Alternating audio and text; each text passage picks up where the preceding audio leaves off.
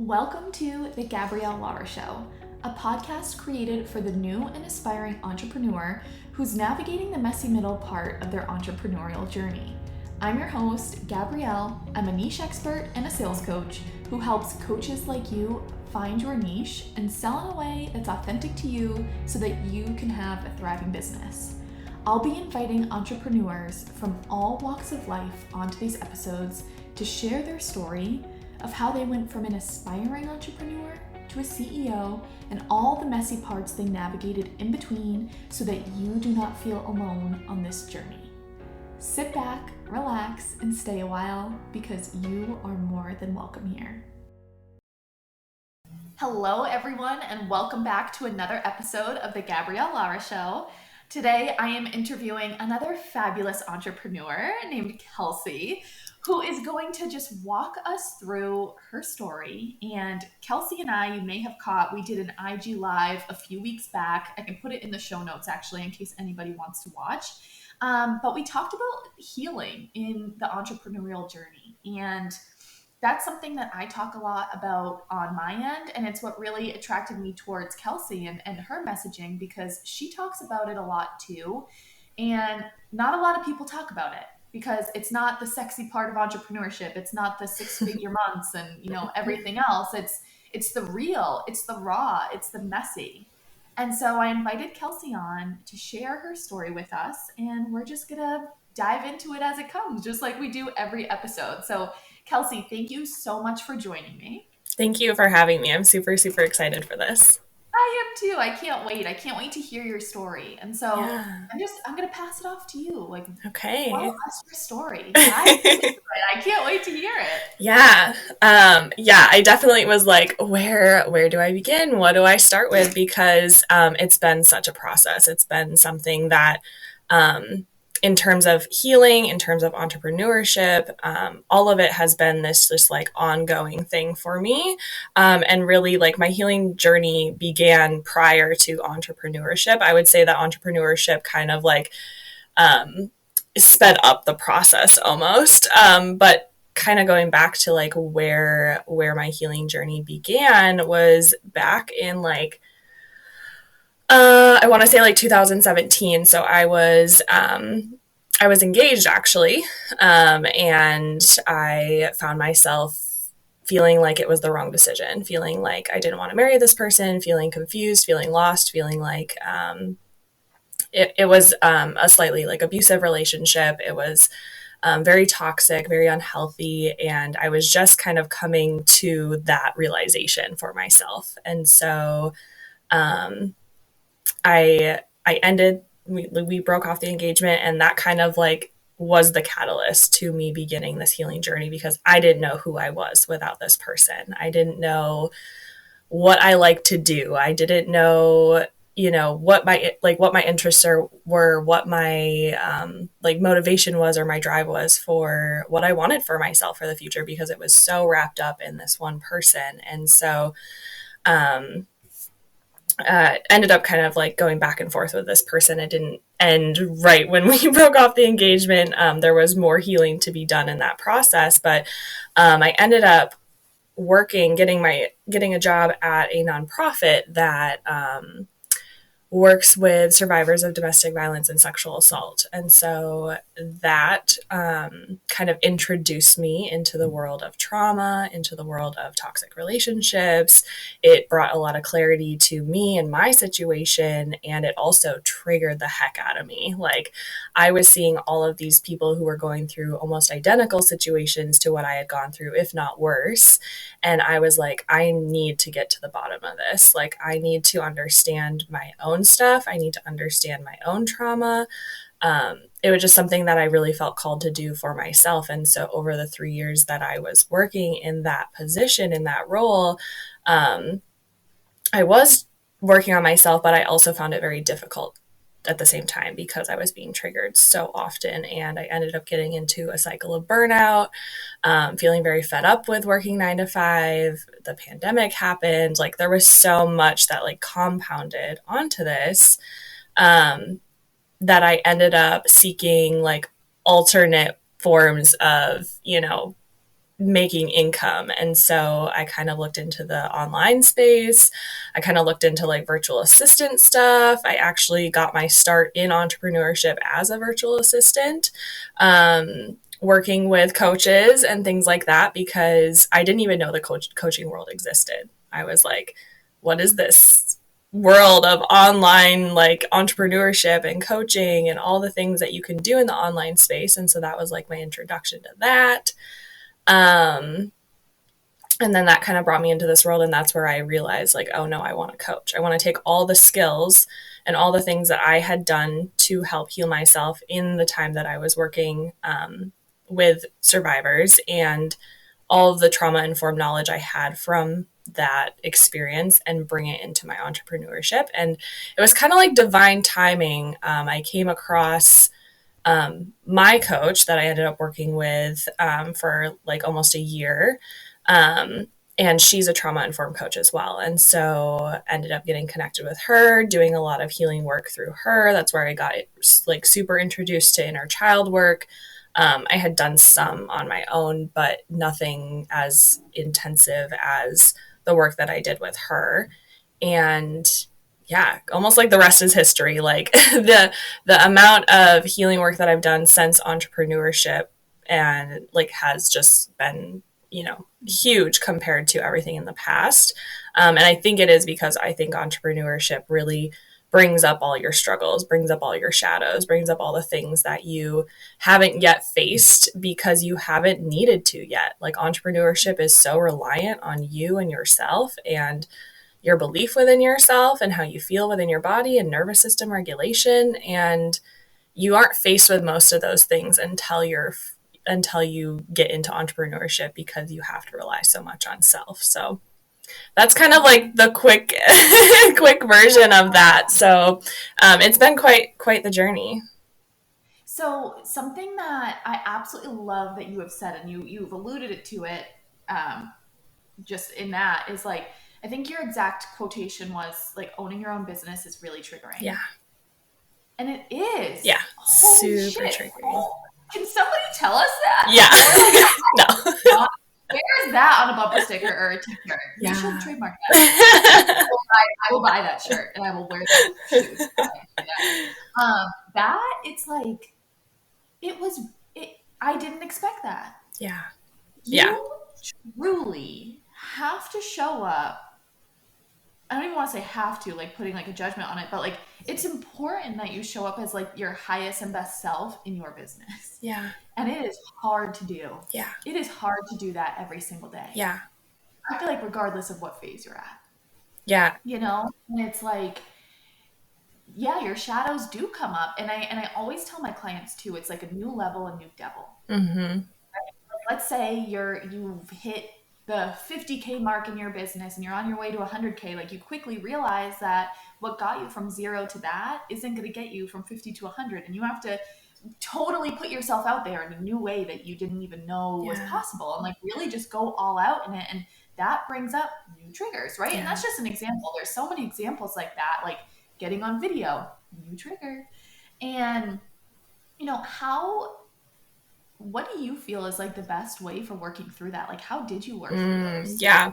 I love that you said that it really requires you to show up as your highest and best self. And I would also add that like it also requires new levels of vulnerability and openness and being able to show, like you talk about here in your podcast, the messy parts, and like talking about showing like the realness of you as a human. And I think that that's almost where we struggle the most. Like we can post things, related to our offers, or we can post things about, what we can do to help people and our services and all these things. But to actually talk about like ourselves and our vulnerabilities and the struggles that we go through, I think that's where people have a really hard time, because it is so vulnerable. But yeah, in addition to that, like the idea of showing up on camera and putting yourself out there, again, going back to that vulnerability piece, is very triggering, because we haven't allowed ourselves to be seen in that capacity potentially. And we aren't sure what that feels like. Our nervous system isn't familiar with putting ourselves out there to that extent. And so our body and our mind is going to try to prevent us from that because it feels dangerous. It's perceiving being seen and being heard and putting ourselves out there as a threat to our well-being, because it's likely that sometime in the past we may have put ourselves out there and we got shut down for it. Someone didn't accept us, someone bullied us, someone said we were wrong or criticized us. And so all of these things get stored within our memory and within our body. And when we try to do new things in the present, those past memories come up, and that starts to dictate how we show up in the world. So in order to move through that, you actually have to build the capacity within your nervous system to feel safe to do new things, even when it's scary. So you have to allow yourself to hold yourself and nurture that younger version of you and let them know that it's okay, that you got this, that you are the stronger, more resilient adult that you are in this day. Oh my gosh, yes. And it's just like the deep work of getting there and getting to that point. Yeah. Like, have there been any tools that have been useful for you? I'll say for me, doing hypnotherapy. Mm-hmm. Like, I've done talk therapy for 10 years. I'll Yeah. do it for the rest of my life. Yeah. I've always said that. Hypnotherapy, holy cow, that is a Mm-hmm. game changer. Yeah. Because, like, for me personally, I felt like a lot of my wounds were like consciously, I felt like I've done the work that I could do Mm-hmm. consciously. It was like ingrained Mm-hmm. subconsciously that so through research I did hypnotherapy and with my awesome, she's now my client, Yeah. but she incredible woman. And wow, just going through like the regressions, it brings you back to childhood. There was like this memory where I was like younger and just standing there, and I consciously would have never remembered that, Mm-hmm. but in that moment it made so much sense of the block that I was working with, of how that was there. You couldn't have paid me consciously to have Mm-hmm. remembered that. It was so far beyond that. So are there any tools that have really helped you navigate that? Yeah, I would say, I mean, it sounds similar to your experience with hypnotherapy. I haven't done hypnotherapy, but I've done inner child work that takes like a Yeah. somatic approach, which um, Mm-hmm. taking a somatic approach to it means that I'm getting into the body, getting into the felt sensations of whatever is coming up. So let's say that I'm feeling anxious to show my face on video or on camera or whatever. Really tapping into, where am I feeling that anxiety? What's coming up for me? What other emotions are related to that? Am I feeling a heaviness or a stuckness? And then going back to like, where have I felt this before? How old was I at that time? And then you go into a process and allow yourself to connect back to that younger version. And like you said, like, you don't realize that these things are connected until you allow yourself space and time to open up to the potential of discovering it. And typically we spend so much time in our minds, like we spend so much time up here intellectualizing and overanalyzing, that sometimes we get stuck in the logical, that we forget to tap into the felt sensations and the emotions that are coming up in our body. And so that's what the process of inner child work, the process that I do of inner child work, is to bring you back into back into the body and start to discover and uncover those past experiences that you don't realize are the root cause of why you're experiencing what you're experiencing now. So I'd say that that has been my biggest tool, is working with a coach and getting those answers in that way.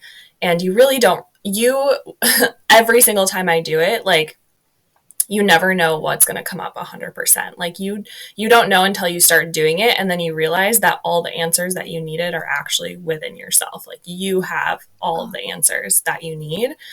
Um, yeah.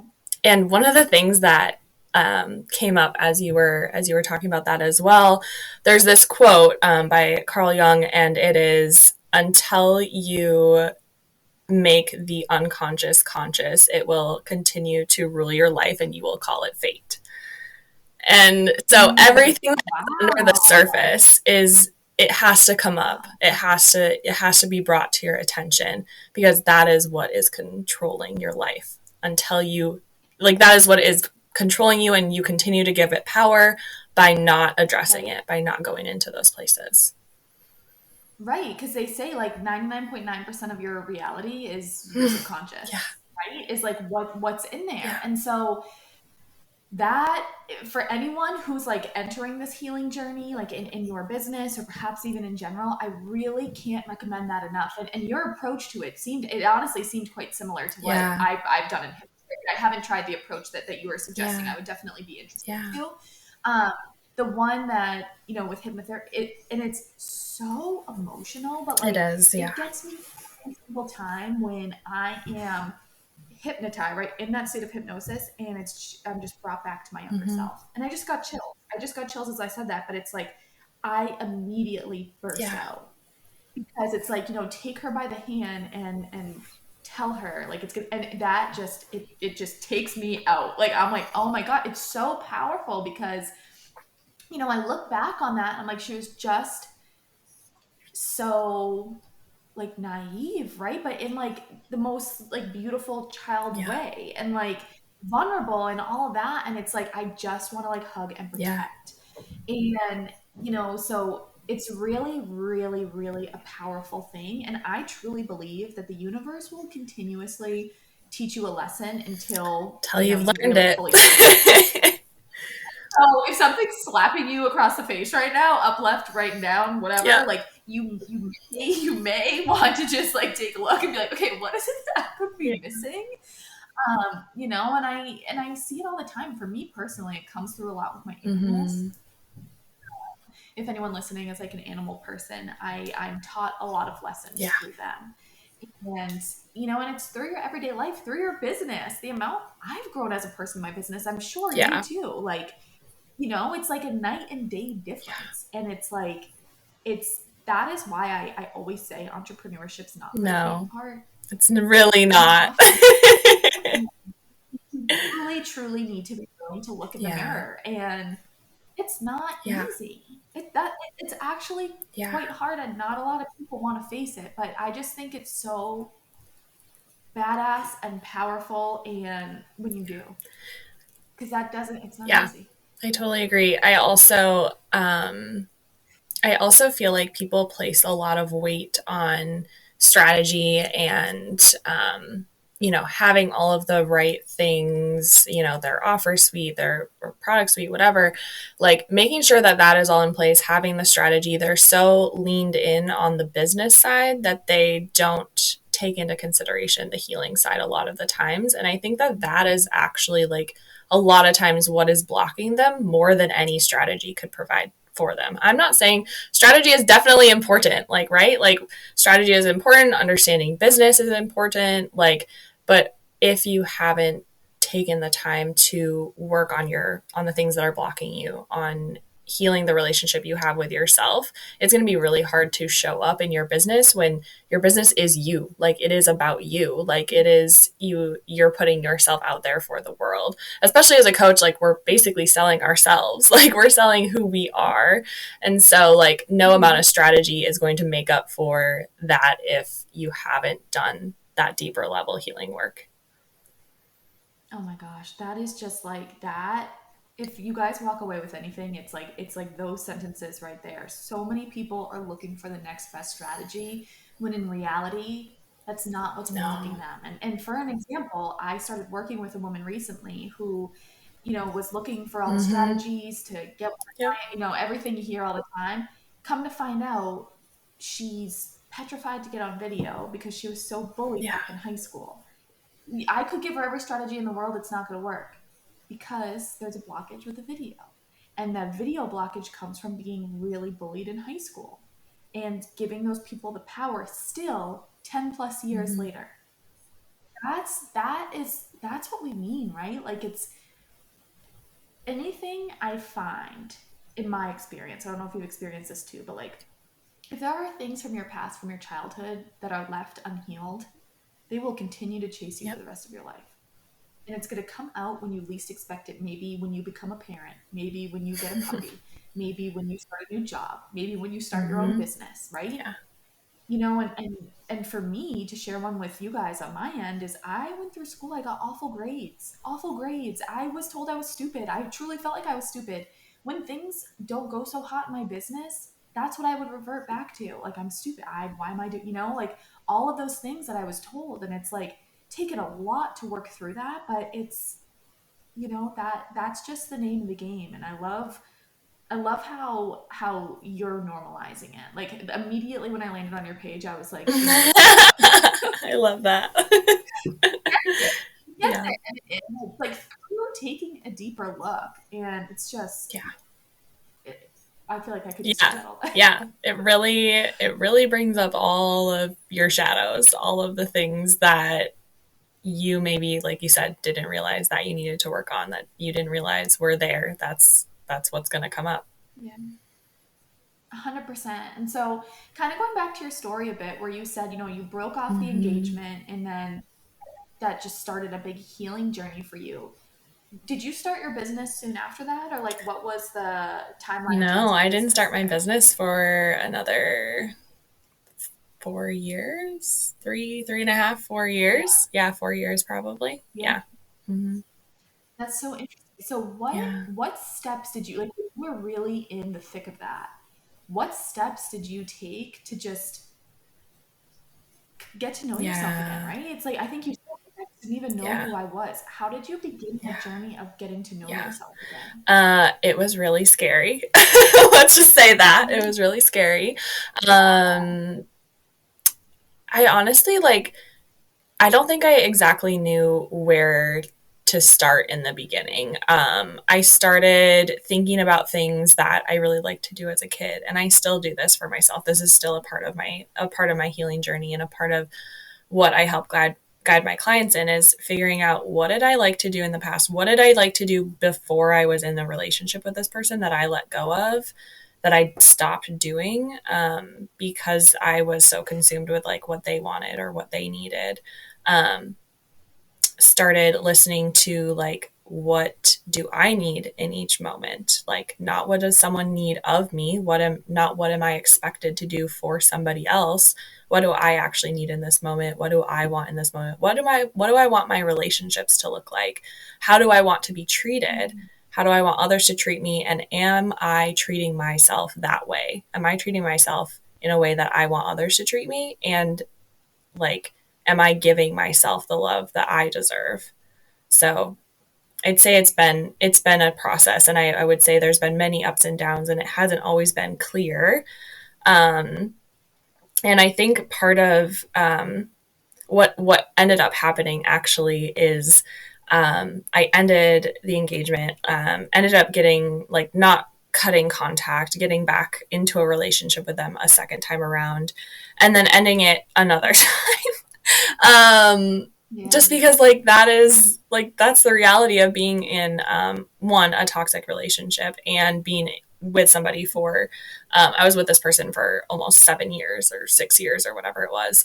And so, when you don't know anything else, it's really hard to break that off and let that go completely. So I want to say that it wasn't a clear cut thing. It was definitely an ebb and flow, an up and down process. And, what I realized actually, is that once I cut ties with this person, I sought out familiar patterns in other areas of my life. So I Yeah. sought out friendships that were reflective of the toxicity that I experienced then. I sought out a hectic and stressful work environment where I was often triggered because I was so used to the roller coaster ride of emotions that was that abusive relationship. And so that permeated out Mhm. into these other areas of my life, and continued to impact me, like, very, very heavily. And, putting making that connection is one thing, and then healing from that is a whole other thing. Like, there's the side of, like, oh, I'm aware of all this, and then it's like, okay, what am I going to do about this awareness that I have? So Right. yeah, so again, that's Yeah. been a process. I finally feel that I am in a place where I'm not seeking out that roller coaster ride of emotions. And, your nervous system really becomes addicted to, like, what you're most familiar with, the patterns that you had growing up, the patterns that you had in your younger years, your teenage years. Those relationships, they all shape what is familiar to you, and you continue to seek out that familiarity in all areas of your life if you don't go back and work on healing those parts of yourself. Yeah. Absolutely. And that, I mean, it's, I can't even imagine how Oh my wild that gosh. ride must have Yeah. been. But from an outside hearing that, it sound like it truly sounds like you have really gotten to the Yeah. other side. And I think that you should be so proud of that. That is such an Thank accomplishment. you. 'Cause what a thing to navigate, like assuming in your Yep. 20s or so, like that's just a lot. And so say you know, like you're 25, for example, and you're with the person for 7 years, like that is a large Mm-hmm. portion of your life. And like that is Yep. what's familiar. And for that, you know, you're a young adult growing into yourself. And it's like that's all Yep. confusing in itself, right? Oh With yeah. the hormones and all that. You know, it's crazy. And then so now just like really entering like Mm-hmm. adulthood and stepping into that. And I really think one of the best things that you can do for yourself as an individual, most importantly, and for your business is to get to know yourself, is to love yourself, is to be familiar with who you are, is to not walk past the mirrors and not look in, right? Is to be happy about what you see in the like through the mirror. And that's it's hard, but having that relationship with yourself is incredibly important. And I really think that that is where, you know, I've been hearing more about healing in the entrepreneurial space in the past few weeks, and I hope that that becomes something Yeah. talked about more because if you step into the space like myself who didn't have a strong relationship with herself, Mm-hmm. it can get it can get toxic quickly, right? Like you know, it can get and so hopefully for everyone listening, you know feel that, right? You feel that from us talking about this and from Kelcey sharing her story and just you know the messy that she navigated to get from where she was to where you are now and like really and something I want to applaud you on too big time is having the respect for Mm. yourself to walk away Yeah. and you know the getting back together all that you know that's Yep. part of the grieving process, right? That's part Yep. of the healing journey. You had to experience that a second time to be like no, and had you not experienced that maybe you would think about it, you know, always. And so I just really want to applaud you on that because having the respect for yourself in that situation of just Mm-hmm. saying I'm out and I can do this and Yeah. taking action on that Yeah. is Thank really you. Yeah, powerful. definitely probably one of the most impactful times of my life and the most difficult. Like I definitely look back and reflect back on the person that I was then and I'm like, wow, I made it through a lot and it was really hard and I was really messy and I was really like struggling and like that's life. Like that is just life. Um and yeah, it's been a wild ride for sure. Oh my gosh. Well, thank you so much for sharing Yeah. that with us. So, something I want to ask you that I ask all my guests because I love these answers so much and I think they're really powerful for our listeners is what is something that you wish you can go back and tell yourself at the start of your Mm, business? that is such a good question. Um, it's gonna be like this really cliche answer of like just trust yourself. Trust that you have I think that's it. trust that you have it all Yeah. within you and that you know how to do it and that your voice is valuable. I think that's another big thing that comes up is like your unique voice is valuable. You have a gift to share with the world and you're meant to do this.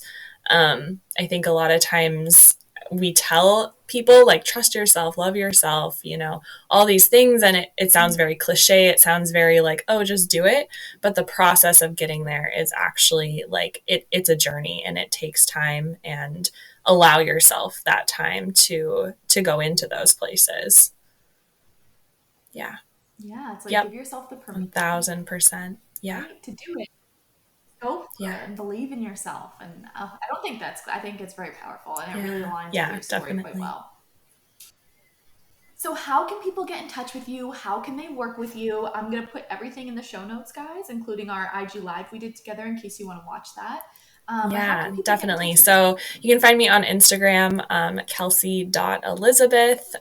You can also find me on TikTok at Kelcey Daniels. And I know you'll add all the links to this. I I will. have I offer one-on-one coaching as well as individual inner child healing sessions. Depending on when this comes out, I am also in the process of creating another offer, potentially a group program. And you actually inspired me to, I have a freebie that's included in my inner child healing sessions, but I'm kind of thinking about offering it just as like on its own too for people. So if you come to my Instagram, all the links will be in my bio there.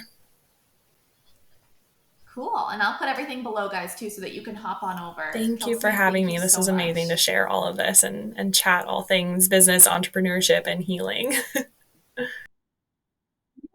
Did you enjoy today's episode? If so, I would be super appreciative if you left a review and a rating and shared this with a friend so that I can continue to bring you value every single week. I'll see you next time.